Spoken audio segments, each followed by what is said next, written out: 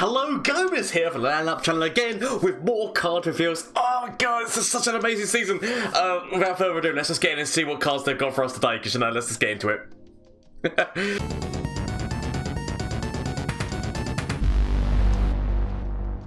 Okay, so immediately for the look, so we're in. That looks like that's a new land. Like, so not only is pins. Wait a minute. Oh, so when we first went into this, we knew that Demacia and Ionia were the only two regions without what's his face, without landmarks, and I honestly just thought we weren't gonna. I know that they said that more landmarks were to come, but honestly, I was not expecting this right now, and also. Is that a sneak peek at an Ionian elusive there? I mean, potentially. I mean, let's just get into it and actually see what they got. But that looks like a new landmark for Fredjord.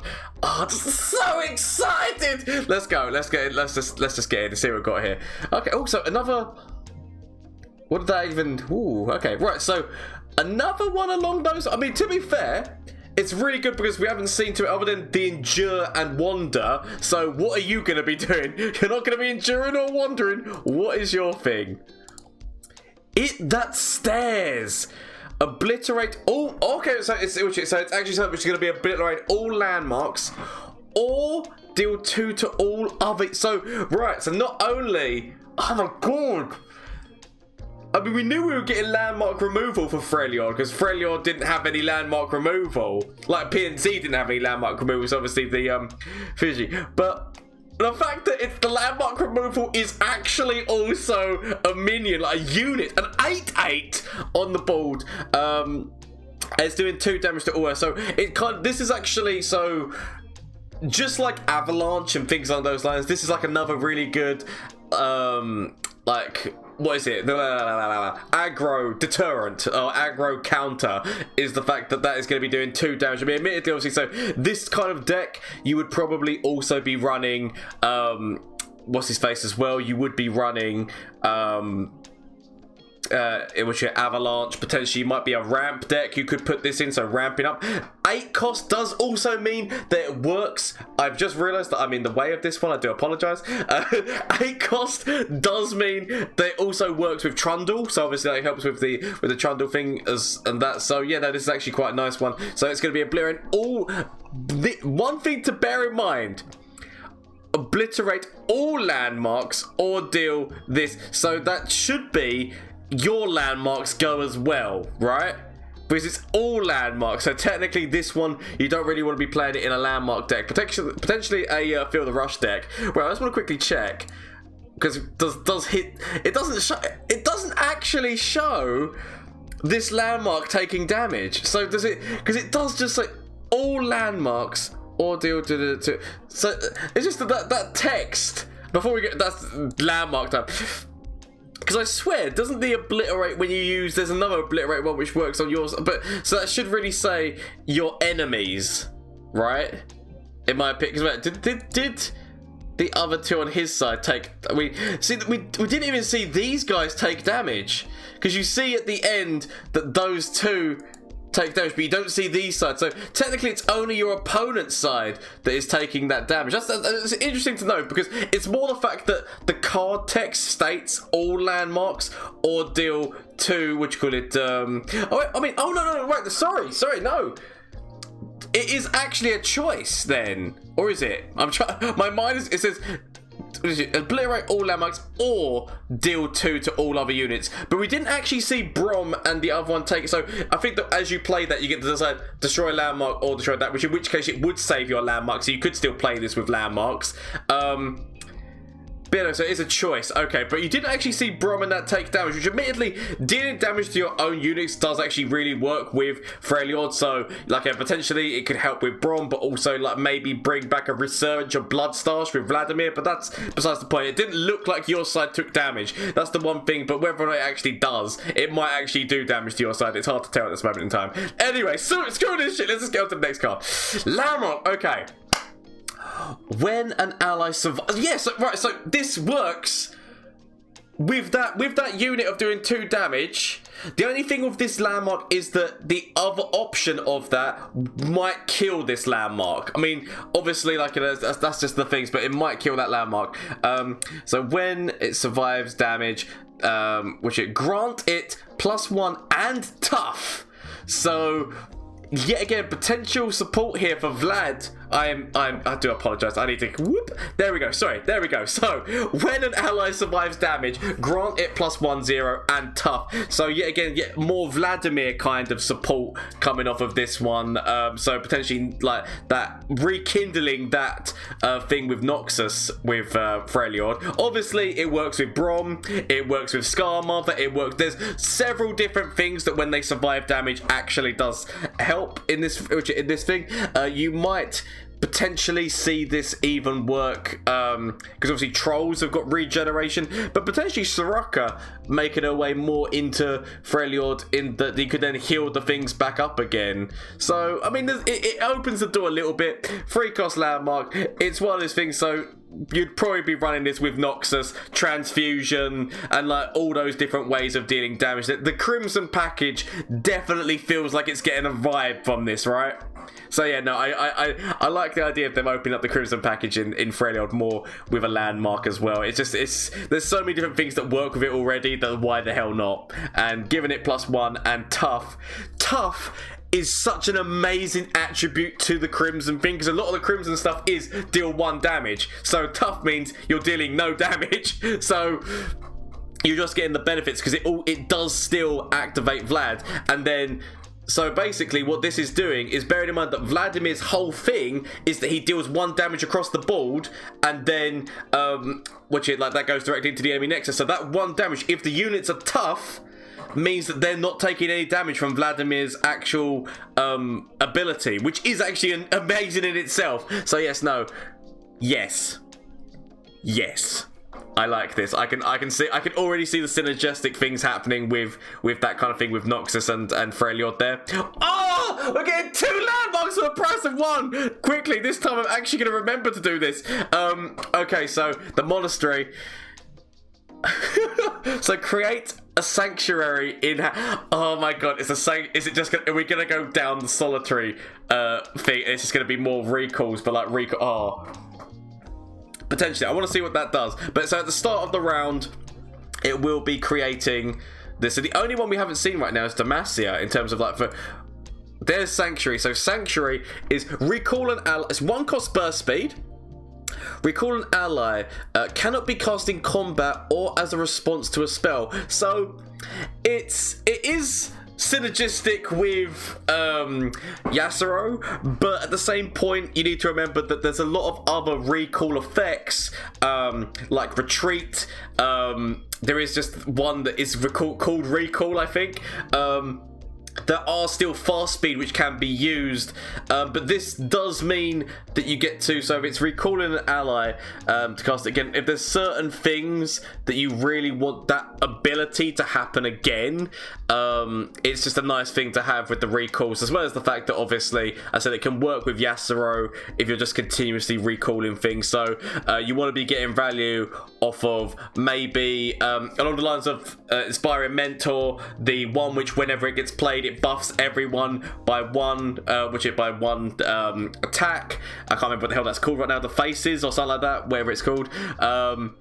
There is definitely uses for this. It's a little bit unfortunate that it doesn't get to be in combat, because then it means that you can't defend an attack and recall. So that's what I mean. So there is actually a few options recall, but the fact that this is giving this option to you every single turn is quite nice. There is also the fact that there's certain things that you might want to recall because they could become out bigger if you play them again. So the guy who's got Fearsome, who every single time you've recalled and played, so that's the, I think he's in Noxus. I mean, to be fair, Noxus works so well with Yasuo anyway. But yeah, so the ability to recall him and put him back out again, that recall in itself is going to buff him.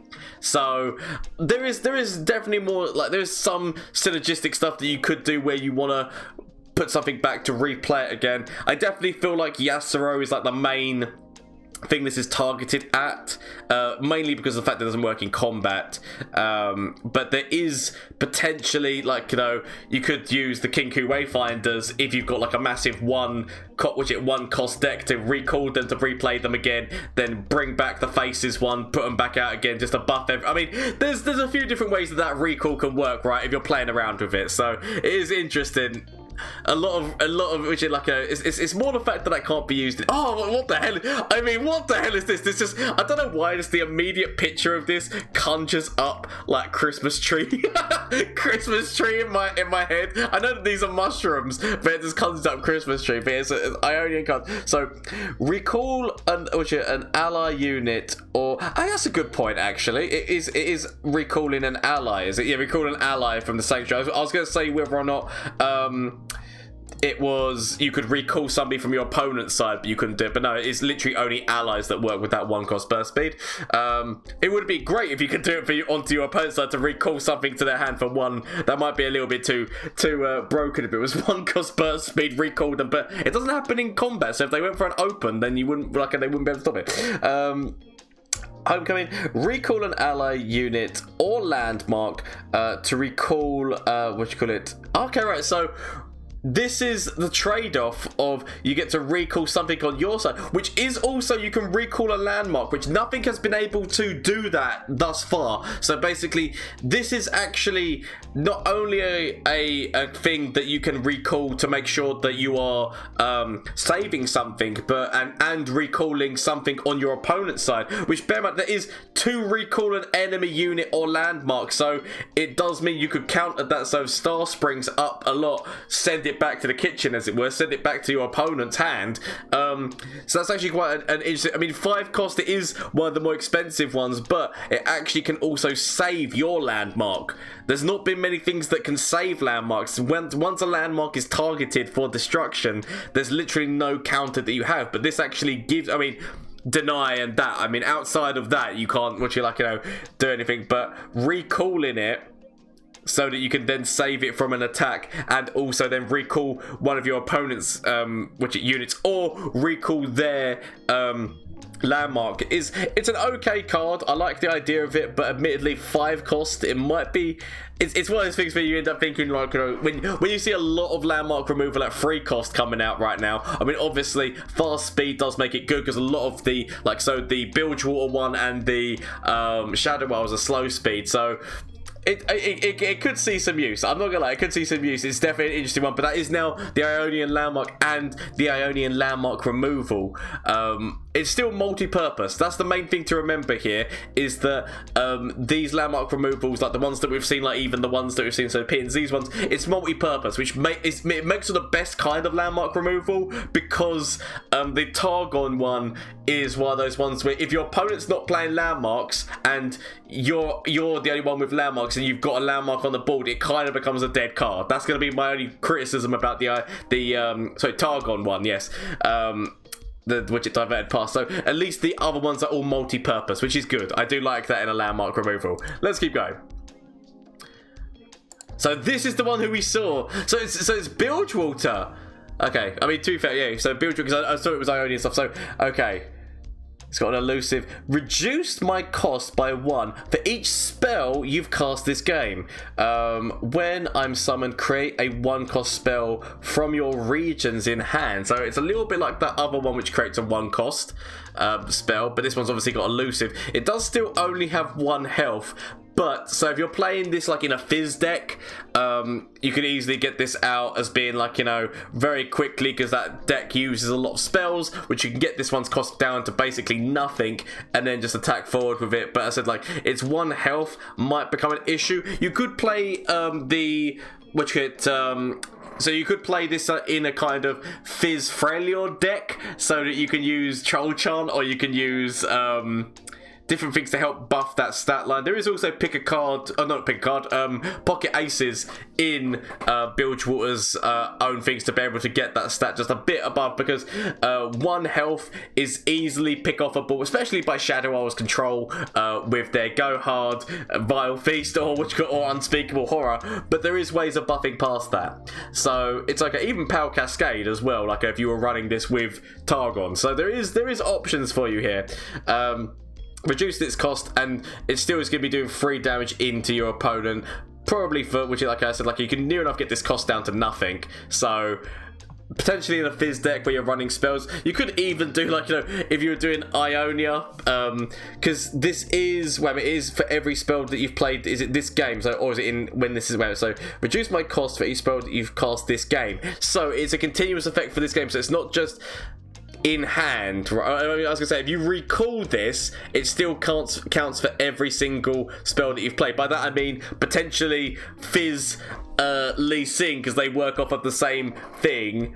So with Ionia, and then you use the recall things to recall it back if it's going to be killed. So, and then obviously, like, spells that you played, so it should return to your hand as being a 0, and then you play it again. So potentially this could actually work with some of these Ionian cards that we've seen of recall and whatnot, or like I said, like the cards that I spoke about, the addition of other recall. So potential choices in there. It is, which like a Bilgewater is quite. Ooh, I mean, you see Kegs.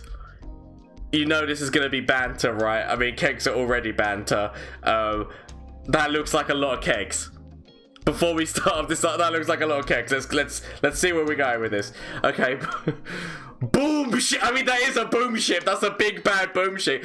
Deal 1 to a unit, then summon powder kegs equal to the amount of damage dealt. Okay, so so this is kind of a restock. So if you were playing, I do apologize, put myself back on the other side of the screen.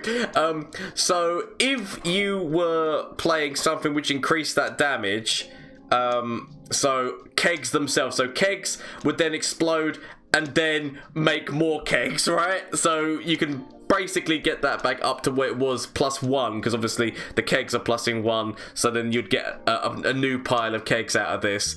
Funsmith, bear in mind that Funsmith as well could increase that damage to increase the amount of kegs that you get, as well as Dreadway can yet again increase that damage. So there is actually ways of not only working through kegs with this, but with other units and things to increase this damage, so that you're then getting more kegs out of it. So yeah, so then summon powder kegs. So a little bit of keg support, which I do like.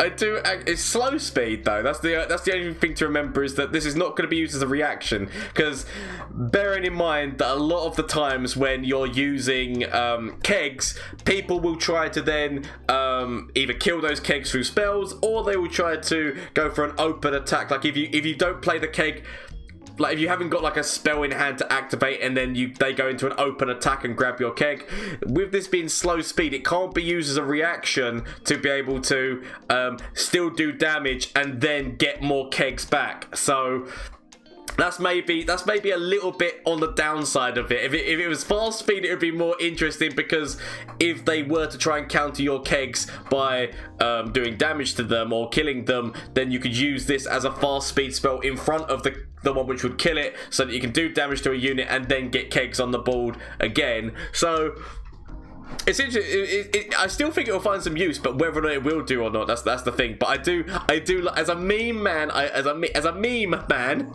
I do like keg support. Kegs were always funny, so this is actually quite an interesting concept that they've got in here. I would prefer to see it fast speed, but obviously maybe it was a little bit too overpowered at fast speed, where you could just go, you thought you were killing my keg, well no, damage and also more kegs. So, but I do like this. I mean, definitely off of Gangplank, leveled up Gangplank, throwing more kegs out, gets this damage up, you kill their unit and then still get that pile of kegs back, and then attack forward with Gangplank to do that additional point of damage, which is like a significant damage.